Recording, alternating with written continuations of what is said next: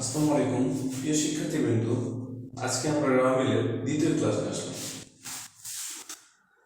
আজকে আমরা জানবো যে রেওয়ামিলের ডেবিট সাইডে কোন লেনদেনগুলো হয় এবং ক্রেডিট সাইডে কোন লেনদেনগুলো হয়, সে সম্পর্কে আজকে আমরা বিস্তারিত জানবো ইনশাআল্লাহ।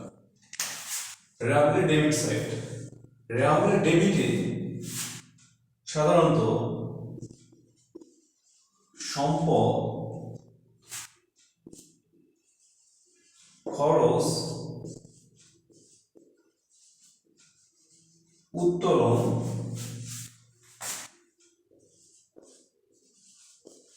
ইত্যাদি এসে থাকে।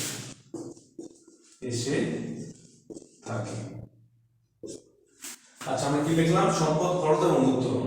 সম্পদ, খরচ এবং উত্তোলন। সম্পদ সেটা স্থায়ী সম্পদ হতে পারে, আবার কি হতে পারে, চলতি সম্পদ হতে পারে। মানে স্থায়ী সম্পদ হোক আর চলতি সম্পদ হোক, এটা কোন দিকে বসবে? আমাদের ডেবিট সাইডে বসবে সব সময়। তারপরে খরচ, আমরা দেখি খরচ বিভিন্ন প্রকার খরচ হতে পারে। সেটা ভাড়া হতে পারে, বেতন হতে পারে, আবার অগ্রিম খরচ হতে পারে। না, অগ্রিম খরচ আমাদের কি হয়? সম্পদের ভিতরে চলে আসে। তারপরে মজুরি হতে পারে। এরকম অনেক খরচ যেগুলো কোথায় বসে? রেওয়ামিলের ডেবিট সাইডে বসে। তারপর আছে কি? উত্তোলন। আচ্ছা, আমরা প্রতিষ্ঠান থেকে যদি উত্তোলন করে ফেলি তাহলে আমাদের প্রতিষ্ঠানের মূলধন কমে না বাড়ে? কমে যায়। সেহেতু উত্তোলনটা আমাদের কোন সাইডে বসবে? রেওয়ামিলের ডেবিট সাইডে বসবে। তাহলে আমরা কি বুঝলাম? যে সম্পদ, খরচ, উত্তোলন এগুলা কোথায় বসবে? সবসময় রেওয়ামিলের ডেবিটে বসবে। এবার আসি আমরা ক্রেডিট সাইডে। যাবতীয় আয়,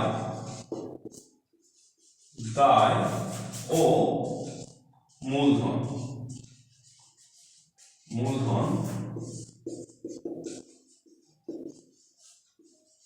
রেওয়ামিলের ক্রেডিটে বসে। তাহলে যাবতীয় আয়, দায় ও মূলধন রেওয়ামিল কোন দিকে বসে? ক্রেডিটে বসে। তাহলে আয় আমরা কিভাবে আয় পাই? বিক্রয় করলে আয় পাই। তাহলে বিক্রয় কোন দিকে বসবে? রেওয়ামিলের ক্রেডিটে বসবে। তারপর আমরা কি দিলে আয় পাই? সেবা দিলে কি পাই?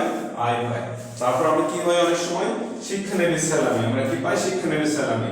এটা আমাদের কি? এক প্রকার আয়। এটা আমাদের কোন দিকে বসবে? রেওয়ামিলের ক্রেডিট দিকে বসবে। ঠিক আছে। তারপর আমরা এখন দায় দেখব। দায়গুলো কি রকম? যে বিভিন্ন দায় থাকে, যেরকম প্রদয় হিসাব, তারপর প্রদয় নোট, তারপরে কোথাও থেকে আমরা ঋণ গ্রহণ করি, ঋণপত্র, বন্ড, এগুলো কি বলে? সব দায়। এগুলো কোথায় বসবে? রেওয়ামিলের ক্রেডিট দিকে বসবে। আর মূলধন, যে মালিক কোনো কিছু একটা নিয়ে ব্যবসা শুরু করবে, তার ফার্স্টে কি লাগে? মূলধন লাগে না? এই মূলধনটা আমার কোন দিকে বসবে? রেওয়ামিলের ক্রেডিট দিকে বসবে। ঠিক আছে। তাহলে আমরা কি দেখলাম? প্রথমে ডেবিট সাইড। ডেবিট সাইডে কি থাকে? সম্পদ, মানে যত প্রকার সম্পদ আছে সবগুলো ডেবিটে বসবে। খরচ, যত প্রকার খরচ, বেতন, ভাড়া, মজুরি যেটাই হোক সেটা বসবে রেওয়ামিলের ডেবিটে। উত্তোলন রিলেটেড যেগুলো আছে, উত্তোলন, তারপর আয় কর, এগুলা কোথায় বসবে? এগুলা বসবে রেওয়ামিলের ডেবিটে। আর ক্রেডিটে যত প্রকার আয় হোক প্রতিষ্ঠানের, একটা প্রতিষ্ঠান, ব্যবসা প্রতিষ্ঠানের যত প্রকার আয় হোক, দায় হোক এবং মূলধন নিয়ে আসে, এগুলো সব বসবে কোথায়? রেওয়ামিলের ক্রেডিটে। আশা করি বিষয়টা বুঝতে পারছো সবাই, যে রেওয়ামিলের ডেবিট এবং ক্রেডিট দিয়ে আমাদের কোন কোন জিনিসগুলো আমরা লিখবো। ধন্যবাদ সবাইকে।